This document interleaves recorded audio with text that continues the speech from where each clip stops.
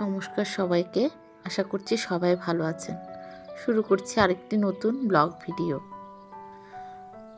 শীতের সবজি দিয়ে ভাবলাম একটু খিচুড়ি রান্না করব। তাই প্রথমে সবজিগুলোকে কেটে নিচ্ছি। একটু বরবটি, একটু শিম, একটু ফুলকপি। তার ফাঁকে চলে আসলাম একটু ডালটা একটু ভেজে নিতে। মুগ ডালটাকে একটু আগে করে ভেজে নিচ্ছি। একটু লালচে রং করলে মুগ ডালটা নামিয়ে জল দিয়ে দিলাম। জল দিয়ে ভিজিয়ে রেখে এরপর আসলাম একটু আলুগুলা ভাজি করতে। আলু, ফুলকপি, শিম, বরবটি সব জিনিসগুলোকে একটু ভেজে নিলাম। একটু লবণ দিলাম, একটু হলুদ,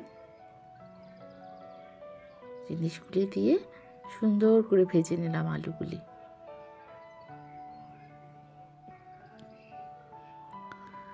শীতের সময় সবজি খিচুড়িটা দারুণ মজা লাগে, আমার কাছে খুবই ভালো লাগে।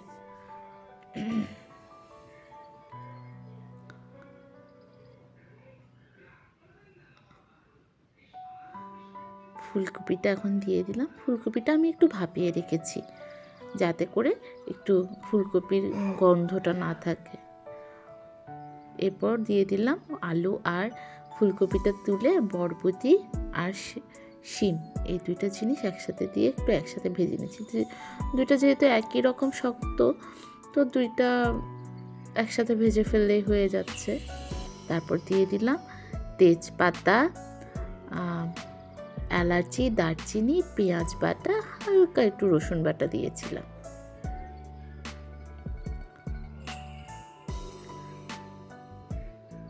সব জিনিস যখন একটু লাল হয়ে এসেছে, তারপর দিয়ে দিলাম চাল, ডাল, মসুর ডাল,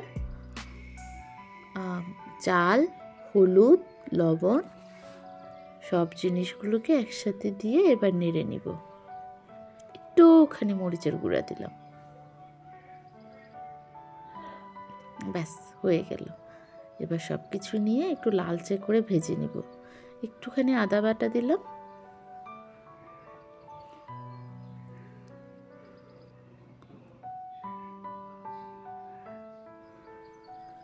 এই তো একটুখানি গরম জল দিয়ে দিলাম।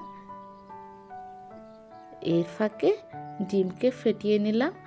আর মাছটা আমি একটু হালকা ভাজি করে ফ্রিজে তুলে রেখেছিলাম। এখন মাছগুলোকে ফ্রাই করে নিব। আমার খিচুড়ি রান্না কমপ্লিট।